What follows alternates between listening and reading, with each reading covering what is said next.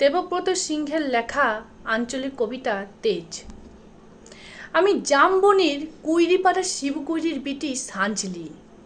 কাগজওয়ালারা বললে, উহু, অতটুকুন বললে হবে কেনে? তুমি এবারকার মাধ্যমিকে প্রথম হয়েছ, তোমাকে বলতে হবে আরও অনেক কিছু। টিভিওয়ালারা বললে, তুমি ক্ষেত মজুরির মেয়া, তুমি কি করে কামিন ঘাটে মাধ্যমিকে প্রথম হলে সেটা তোমাকে বলতে হবে খুলে। পঞ্চায়েতের অনি বৌদি, প্রধান, উপপ্রধান, এমএলএ, এমপি সবাই একেবারে হামলে পড়লো আমাদের মাটির কুড়াঘরে। জামবনির স্কুলে হেডমাস্টার কোন বিহান বেলায় টিনের আগর খুলে হাঁকে ডাকে ঘুম ভাঙায় খবরটা যখন প্রথম শোনালে, তখন মাকে জড়ায় শুয়েছিলাম আমি। কুড়াঘরে ঘুটঘুটা অন্ধকারে হেডমাস্টারকে দেখে মায়ের পাড়া আমিও চোখ কচালে হাঁ হয়ে ভালেছিলুম। এ কি স্বপ্ন দেখছি নাকি? স্যার বললে, কিটা স্বপ্ন লয়, সত্যি বটে। কথাটা শুনে কাঁধে ভাসাইছিলুম আমরা দু মা বিটি। আজ বাপ বাঁচে থাকলে মানুষটাকে দেখাতে পারতাম, আমি দেখাতে পারতাম বহুত কিছু। আমার বুকের ভিতরে যে তেজালো সন্ধ্যা বাতিটা জ্বালিয়ে দিয়েছিল মানুষটা, সেই বাতিটা আজকে কেমন আমাদের কুড়া ঘরটাকে আলো করেছে সেটা দেখাতে পারতাম। আপনারা বলছেন বটে, কথাটা শুনতে কিন্তু খুবই সত্যি। তোমাদের মতন মেয়েরা যদি উঠে আসে তাহলে আমাদের গোটা দেশটাই উঠে আসে। কিন্তু উঠে আসার রাস্তাটা যে এখনো তৈরি হয় নাই। খাড়া পাহাড়ে উঠা যে কি জিনিস, বহুত দম লাগে, বহুত তেজ লাগে। আমি জামবনির শিবকুইরির বিটি সাঞ্জলি।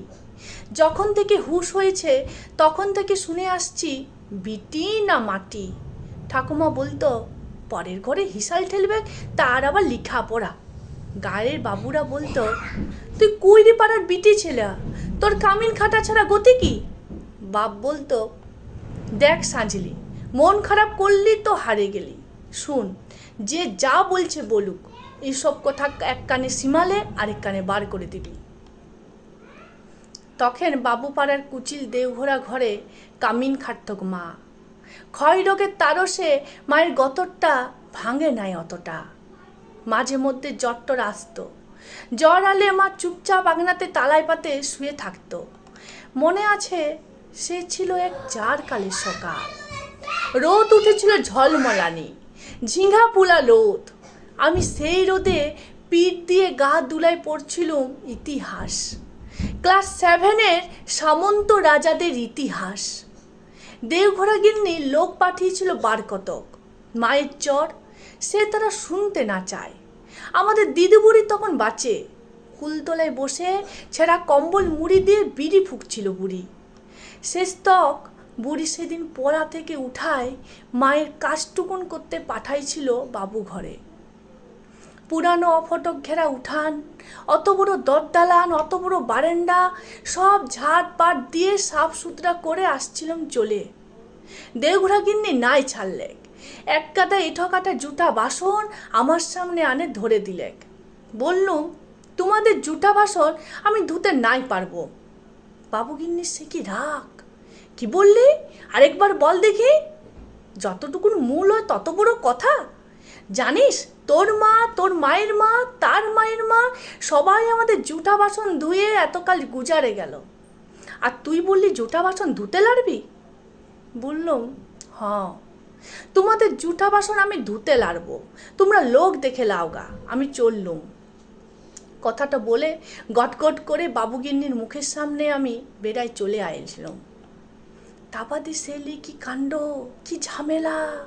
বেলা ডুবলে মাহাতোদের ধান কাটে, বাপ ঘরকে আলে, দুপাতা লেখাপড়া করা রাতনি ছোট মুখে বড় থুতির কথা 7 কাহন করে বলেছিল দিদি বুড়ি। মা কোনো রাগ করে নাই। আঘন মাসের সন্ধ্যাবেলায় একনাতে আগুন জ্বালে গা হাত পা সেঁকছিল মা। এক মাথা ঝাঁকড়া কালো চুল ঝাঁকানো পাপের পেটানো পাথরের মুখটা ঝলকে উঠেছিল আগুনের আঁচে। বাপের অমন চেহারা আমি কোনোদিন দেখি নাই।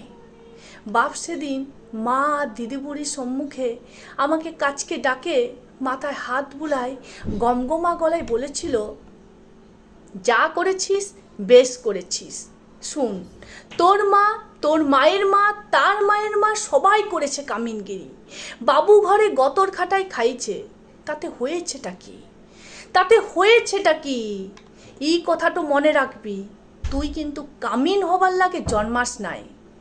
যত বড় লাট সাহেব হোক না কেন, কারুর কাছে মাথা নোয়ায় নিজের তেজ বিকাবি নাই। এই তেজটুকুন লাগে লেখাপড়া শিখাচ্ছি তোকে, না হলে আমাদের পাড়া হাবাতা মানুষের ঘরে আর আছেটা কি? আমি জামবনির কুইরিপাড়ার শিবু কুইরির বিটি সাঞ্জলি। কবেকার সেই ক্লাস 7-এর কথা ভাবতে যায় কাগজ-আওলা টিভি আওলাদের সামনে এখন কি যে বলি। তালপাতার রদ দিয়ে ঘেরা গবুল্লতার আগনাতে লুকে এখন লুকাকার। তার মাঝে বাঁশি বাজায় জিপ গাড়িতে চাপে আগু পিছু পুলিশ নিয়ে মন্তি আলেক ছুটে। কোথায় সাঞ্জিল কুইরি, কোথায়? বলতে বলতে বন্দুকধারী পুলিশ নিয়ে সোজা আমাদের মাটির কুড়া ঘরে। হেড বললে, প্রণাম কর সাজলি, প্রণাম কর। মন্ত্রী তখন পিঠ চাবড়ালে। পিঠ চাবড়ায় বললে, তুমি কামিন খাটে মাধ্যমিকে প্রথম হয়েছ, তাই তোমাকে দেখতে আলুম। সত্যিই বড় গরিব অবস্থা। তোমাদের মতন গরিব ঘরে মেয়েরা যাতে উঠে আসে, তার লাগেই আমাদের পার্টি, তার লাগেই আমাদের সরকার। নাও 10,000 টাকার চেকটা এখন নাও। শোনো, তোমাকে আরও টাকা দেব, ফুল দেব, সম্বর্ধনা দেব। এই টিভির লোক, কাগজের লোক কারা আছেন এইদিকে আসুন। তখনই ছোট বড় কত রকমের সব ঝলসে উঠল ক্যামেরা, ঝলকে উঠল মন্ত্রীর মুখ। না না, মন্ত্রী লয়, ঝলকে উঠল আমার বাপের মুখ, গনগনা আগুনের পাড়া আগুন মানুষের মুখ। আমি তখনই বলে উঠলাম, না না, এই টাকা আমার নাই লাগবে। আর আমাকে যে ফুল দিবেন, সম্বর্ধনা দিবেন, আরও দেদার টাকা দেবেন, তাও আমার নাই লাগবে। মন্ত্রী তখন ঢোক গিললে।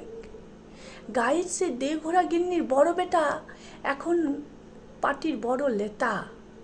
ভিড় ঠেলে সে আসে বললে, কেনে, কি হয়েছে রে সাজলি? তুই তো আমাদের ঘরে কামিন ছিলি, বল তোর লাগে আমরা কি করতে পারি বল, তোর কি লাগবে সেটা খুলে বল।